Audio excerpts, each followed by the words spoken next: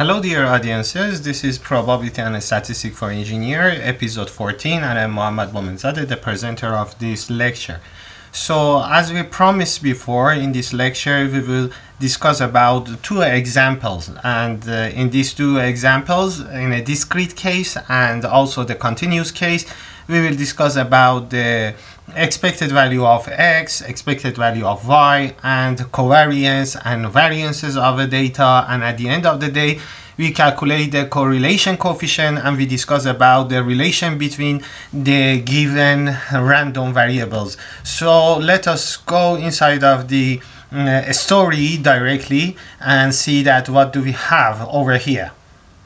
As you can see in the picture, we have an example, and this example is a discrete case example. As you can see, this is a collected data that, from the apartment manager. So we have two random variables here, x and y.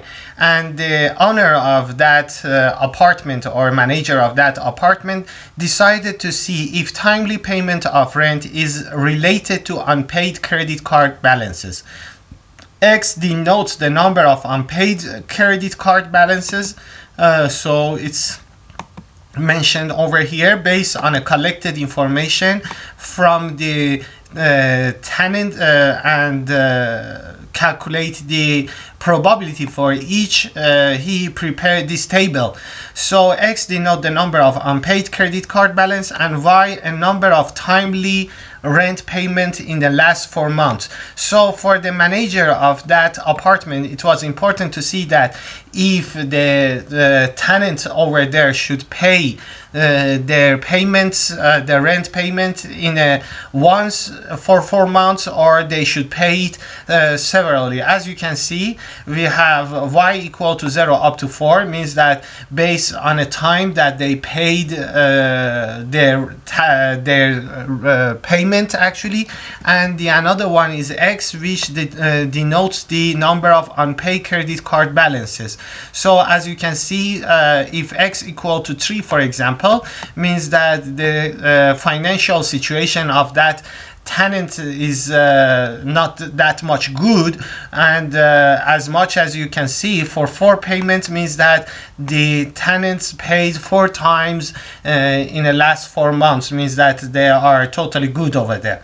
So first of all, I should mention that these totals that is written over here determine the another distribution, which is a marginal distribution. Means that the marginal distribution for y is given by these values 0.11, 0.17, and so on, that their addition is equal to 1.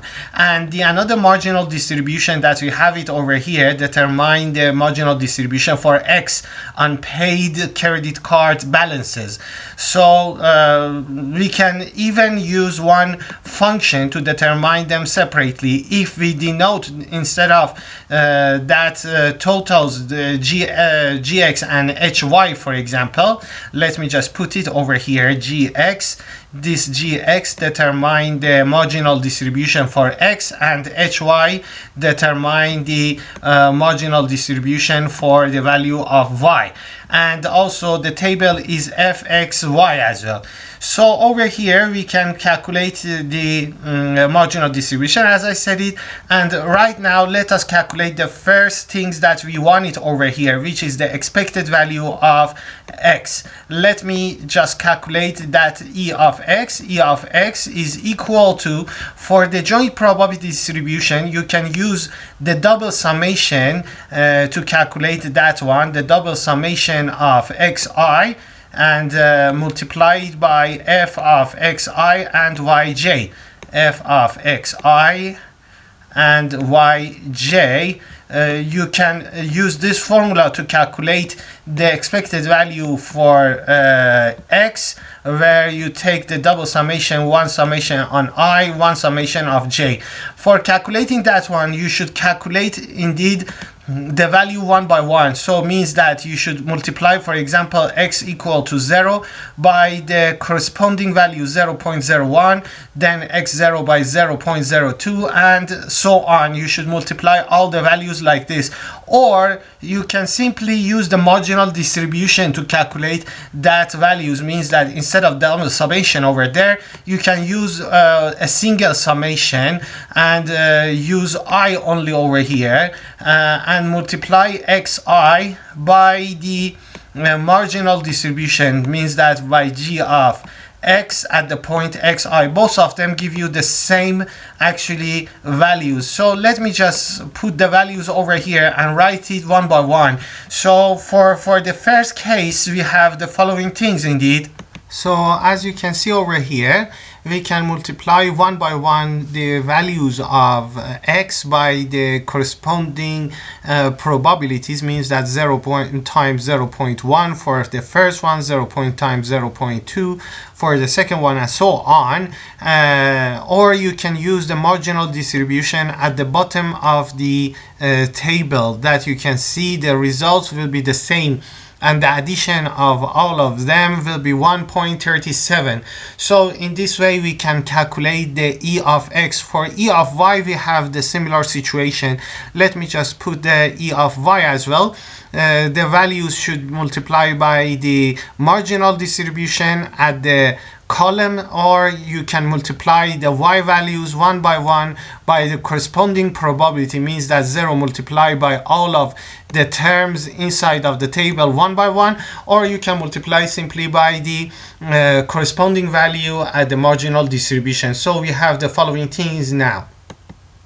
So as I said it, to calculate the expected value of y, we should multiply the corresponding value or probability of y by the value of y. As you can see over here, we have y equal to 0 and it's multiplied by 0.01 that I just mentioned it over here. You can see that one. The next one, 0 multiplied by 0.01, which is multiplied over here, and you can see the value, and so on. And we can actually write it over here, and the addition of all cases is equal to 2.31. It's as the same as multiplying the corresponding value of the probability by the marginal distribution. Means that 0 can multiply by 0.11 instead of multiplying 4 times by 0.01, 0.01, 0.06 and 0.03. So the result is 2.31. Right now, to calculate the variances of x, we need to calculate E of x square and E of y square. I will write it over here that how can we calculate it, and the results will be as follows. So we have E of y square, we need to calculate that one. Means that to calculate E of y square, we should rewrite over here the value of y square, and instead of yj, I multiply the corresponding probability by yj square, or I should multiply it by yj square. The result will be different, of course, and we can calculate it as follow. Indeed, you need to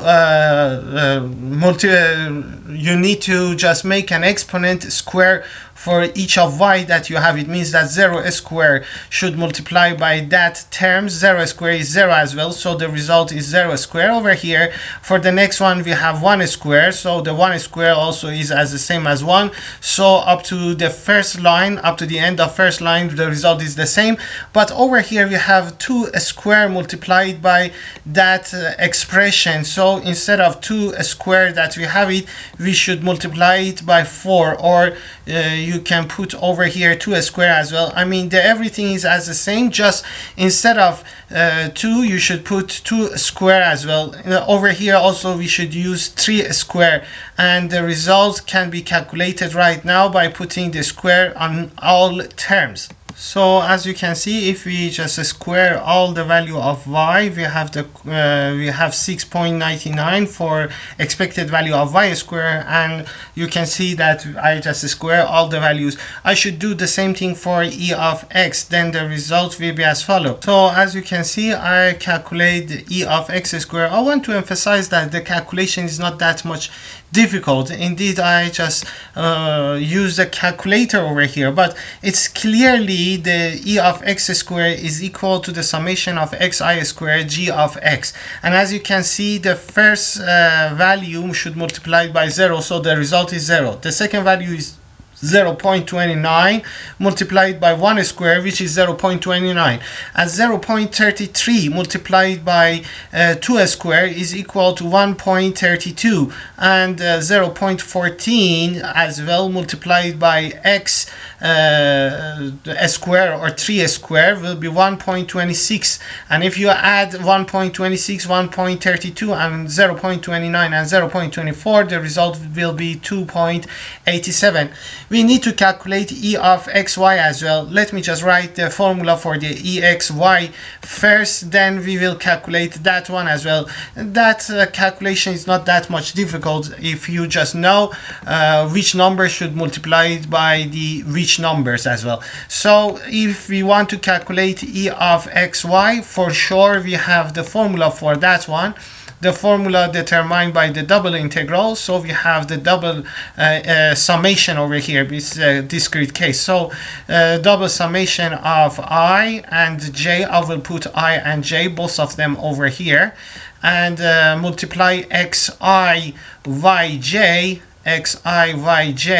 by the corresponding probability f of xi and yj. So means that in our table in a cross values should multiply by xi and yj. So since the value of xi is equal to xi equal to 0 in these cases, if I multiply xi by yj, then the result is 0. Over here also the value of y equal to 0, so if I multiply the result is 0. So it remains to discuss about these 16 cases. So means that for instance over here I should multiply these values together.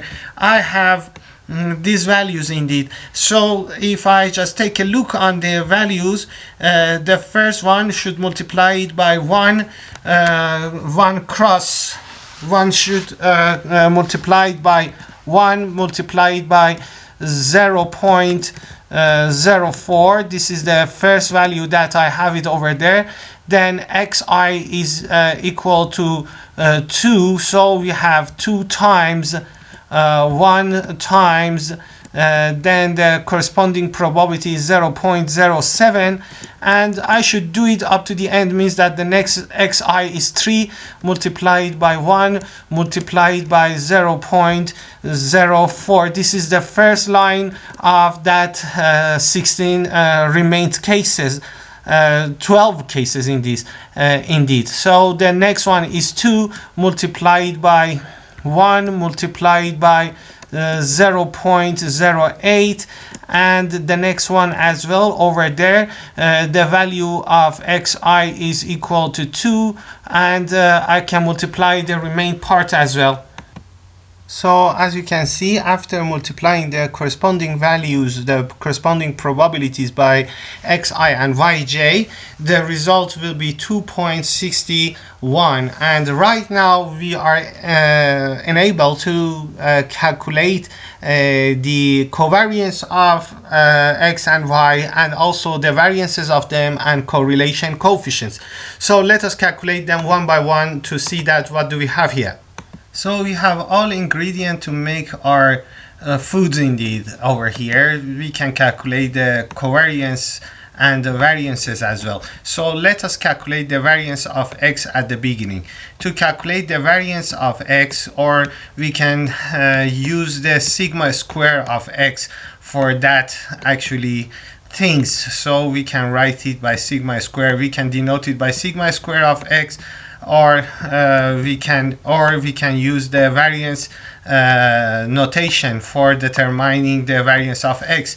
It was equal, based on the theorem that we had it was equal to e of x square minus e of x totally square, minus e of x totally square. So we have that values and we can replace it over here to calculate the variance of x. If we found the negative value, means that we made a mistake in some places. Of course it should be positive, so it will be 2.87 minus e of x totally square, means that minus 1.37 totally square. Let us calculate that one and put it instead of the variance of x. The variance of y will be the same. We should calculate it in the same way. So as you can see over here, we calculated the variances and a standard deviation of x. For variances, we had that formula that we calculated over here, and then by taking the roots from the variance, you can find the standard deviation. Also, as I said it, we can calculate the covariance of x and y. Instead of using the formula for the covariance of x and y that you should calculate it by double summation, you can simply calculate it by the simplified formula in the theorem. Means that it was equal to e of xy minus e of x times e of y, minus e of x times e of y, and then you can find that value as well. So by calculating the covariance, you will find the value of the covariance as minus 0.5547. Then you can calculate the correlation coefficient as a covariance over the standard deviation. The result is minus 0.43285. Always the correlation coefficient should be a value between minus 1 and 1, and it's determine the normalization of the covariance. By the other words, rho determine the linear relation between x and y. Right now it's minus 0.4, means that they have not that much strong relation, linear relation between the unpaid credit card balance and the number of timely rent payment. And of course the covariance is not equal to 0, so for sure that type of x and y are not independent, they are dependent, they are related to each other, and this relation also determined by that rho. This part is an interpretation of this calculation. At the end of the day, you can interpret your results by that things. So the relation, the linear relation between covariance between x and y means that between the number of unpaid credit card balances and the number of timely rent payment is a negative, but it's not linearly strongly linear related. So by the other words, means that the number of unpaid credit card over there is negatively related to the number of timely rent payments. Means that as much as they paid too much, I mean at the last 4 months, means that the number of unpaid credit card balances decreased over there. So this is the interpretation somehow for that cases. So let us take a look at another example in a continuous joint probability distribution and calculate that one by using the integrals. So at this example, we have a continuous case that the random variable x and y are related with the function of fxy. It's a probability distribution function.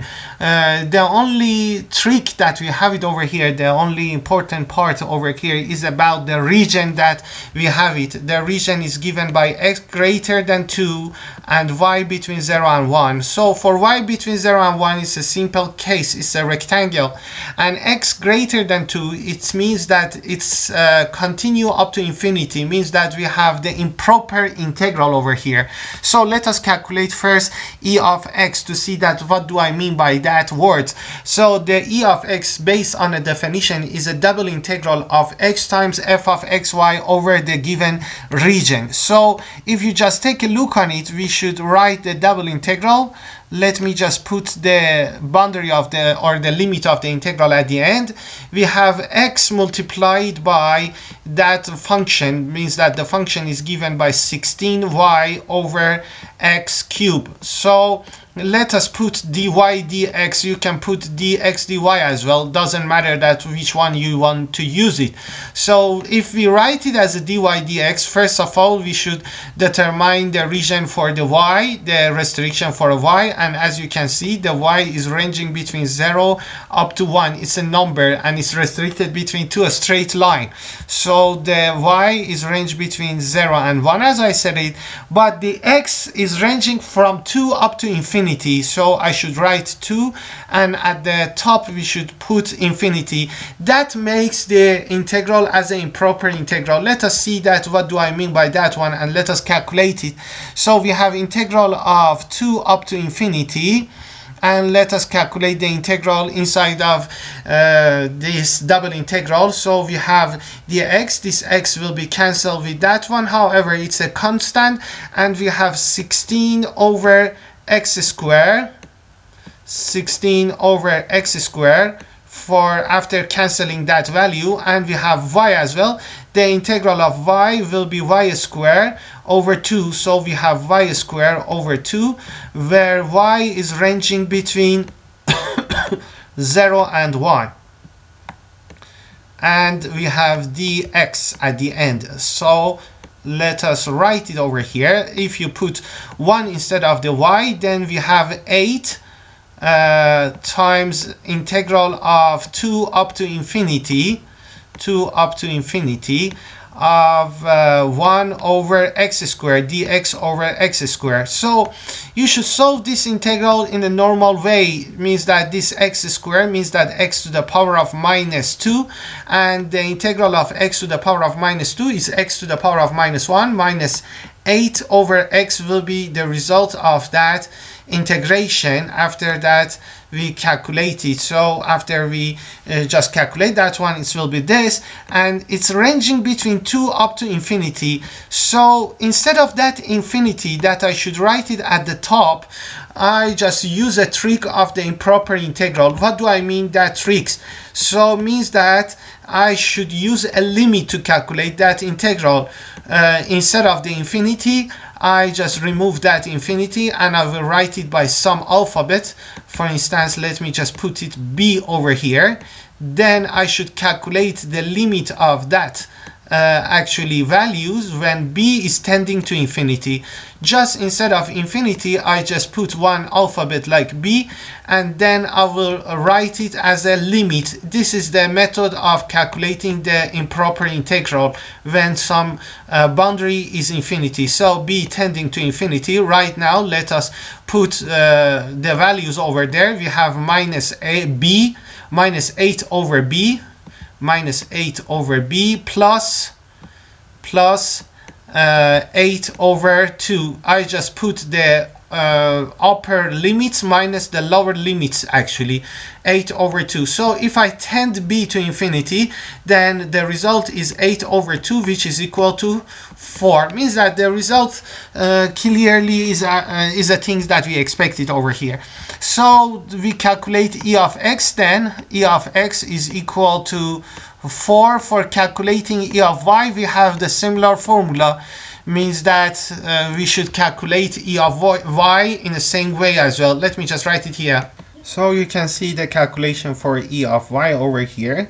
As I said it, instead of x you should put y over there. And when you just put y, we have y times 16y over x cubed, and this y times y will be y squared, and the integral of y squared will be y cubed over 3, as you can see over here. And if I put 1 over there, then put 0 over there, it's 1 over 3.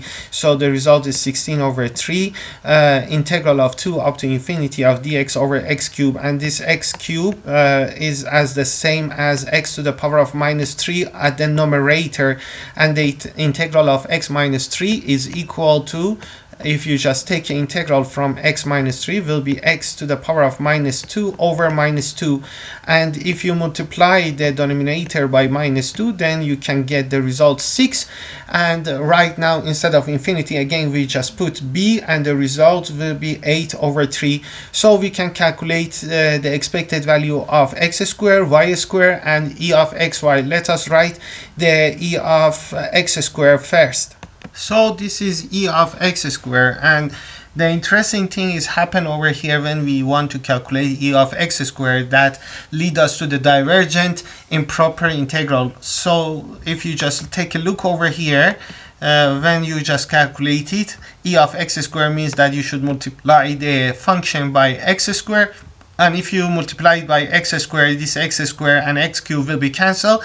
We have this situation over here. At the end, we reach to calculate the integral 8 times integral of 2 up to infinity of dx over x, and integral of dx over x is ln of absolute value of x. And if I just put b instead of the infinity and calculate the limit, it's limit of 8 times ln of b minus ln of 2, then I just use the property of ln that the subtraction can be changed to the division. Then I have limit of ln of b over 2 when b tending to infinity, and logarithm of b when b tending to infinity is infinity. So this integral is divergent. By the other words, over here e of x squared will be infinity, it's divergent, and for this region the variance of that one is divergent, and the sigma is equal to infinity as well. Means that right now the variances as well, as you remember that it's e of x squared minus of e of x totally squared, will be infinity. Let us calculate e of y squared as well to see the remaining part as well. So we can see that what is e of y squared, expected value for y squared, just replace it y squared over there, and after calculating the limits you will find that it's equal to half. I should emphasize about one thing that we calculated mistakenly. I mean, we forget to put the limit at the end of that one. The result will be e of y equal to 2 over 3, not 8 over 3. Indeed, when we have that e of y and we want to calculate y instead of the y squared, then the result is y cubed over 3. So up to here we have the same thing, y cubed over 3. So let me just rewrite it over here again. It's y cubed over 3. So it will be 16 over 3 for the value that we have it behind of the integral. And the x cube is as the same over there, 16 over 3. And when we just put the integral, it will be minus 8 over 3, but we should put the value over there as well. Means that minus 8 over b cube minus 8 over 3 b square should be calculated, plus 8 over 3 times b square. I forgot to put that 4 as well over here. 4 times 3. Right now this 4 and 8 will be cancelled, and the result will be 2 over 3, not 8 over 3. So that's the mistake that we made it in calculation of e of y. So we can easily calculate e of xy as well. Let us write the e of xy as well over here. So at the end of the day, after that we calculate e of yx, again we just replace the coefficient over there by xy, and you can see that the following calculation determine the value of exy, which is 8 over 3. So of course we put x times y over here, and 1x will be cancelled with that x cube. It becomes x squared.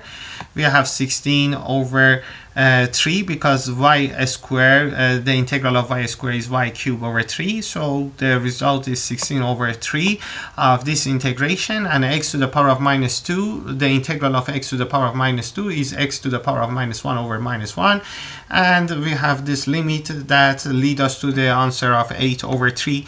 The covariance of x and y can be calculated as exy minus ex times ey. Simply you can see that if we multiply ex by ey, the result is 8 over 3, and 8 over 3 minus 8 over 3 leads to 0.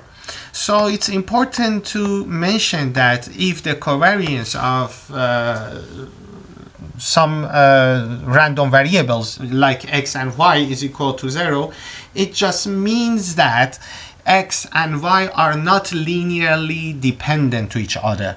So it doesn't mean that it's totally independent. For checking the independency, you should calculate the marginal distribution and see that if the multiplication of their marginal distribution is equal to the probability distribution or not.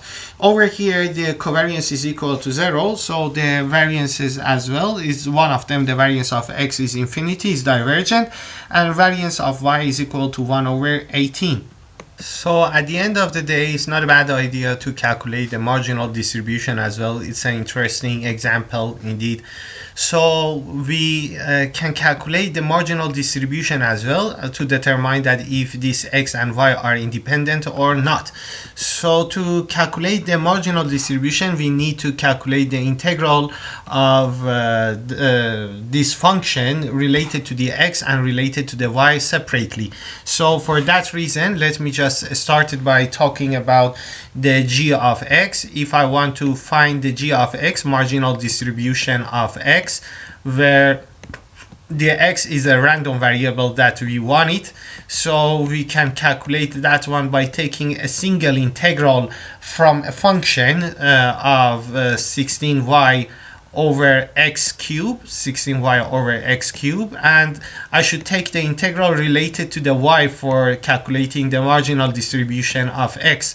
So the y boundary is given by 0 and 1, so I put 0 and 1 over here, and then it will be 8y square over x cube.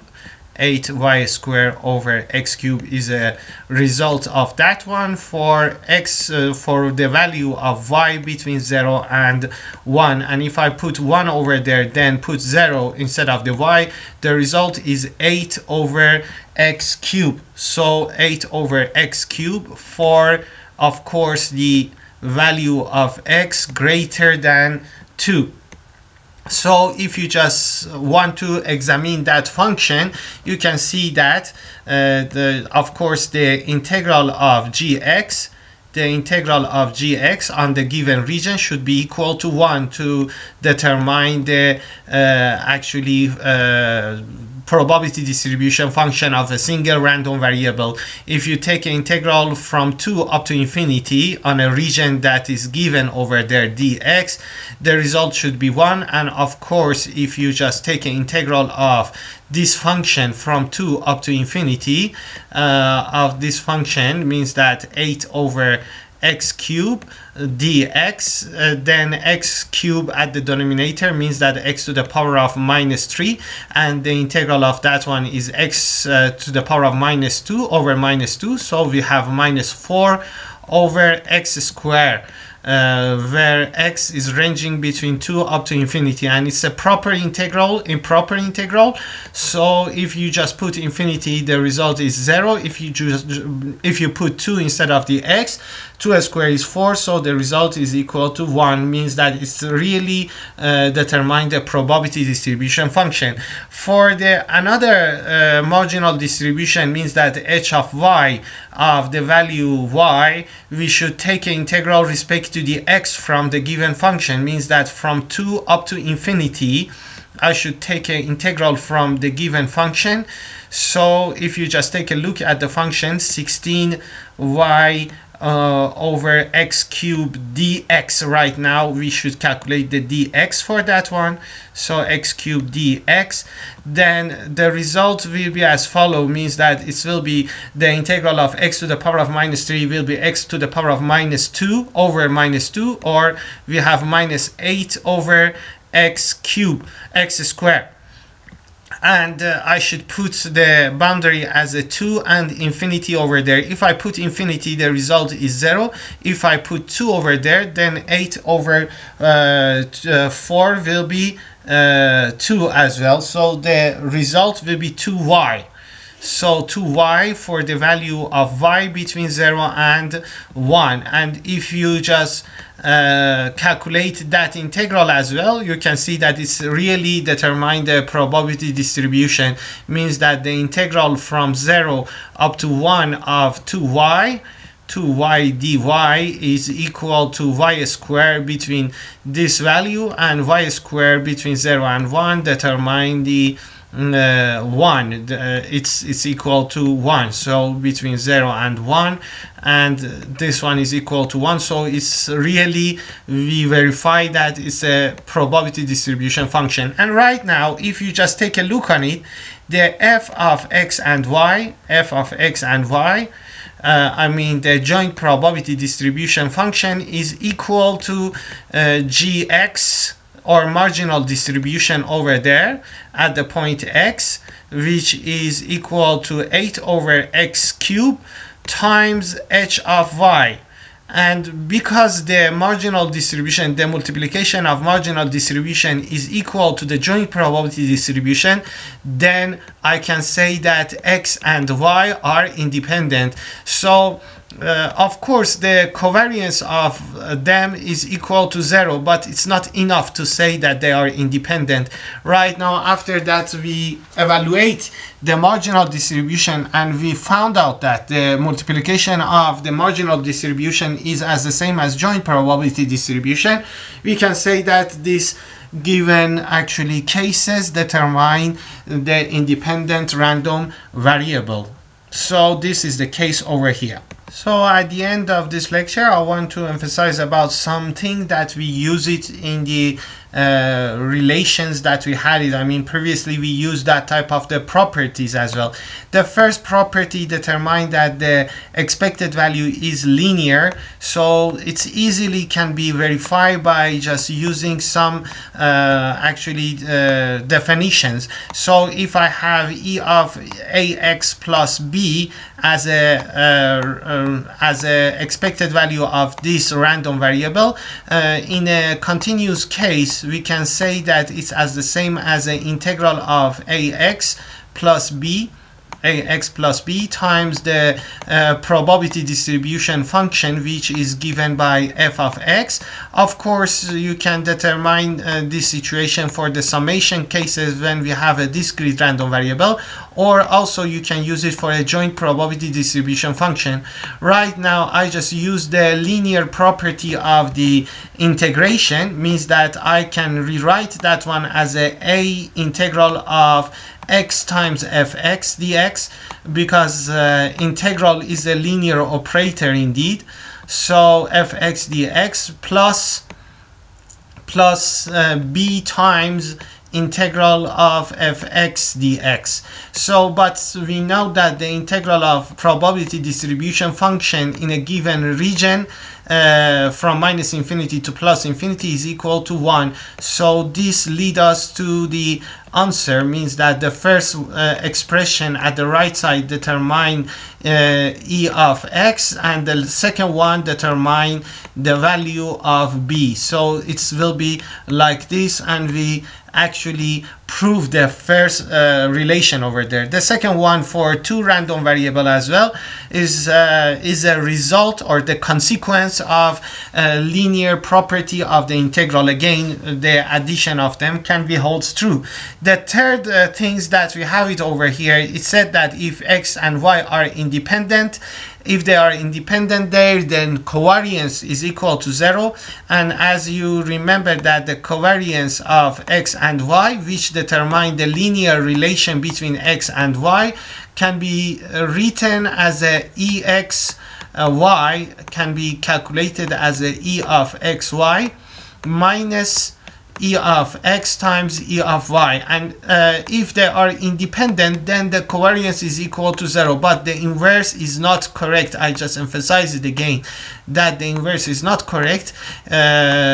So if they are independent, this relation is equal to 0, and it leads to this equation, means that by shifting ex ey to the right side, you have this relation. The fourth relation that we have, it said that the covariance the variances of ax plus by is as the same as a square variance of x, and so on. So it's easily can be calculated as well. Means that for variance of x and y, ax plus y, we can use the formula that we have it for the variances. If you remember that the variance of some random variable will be expected value of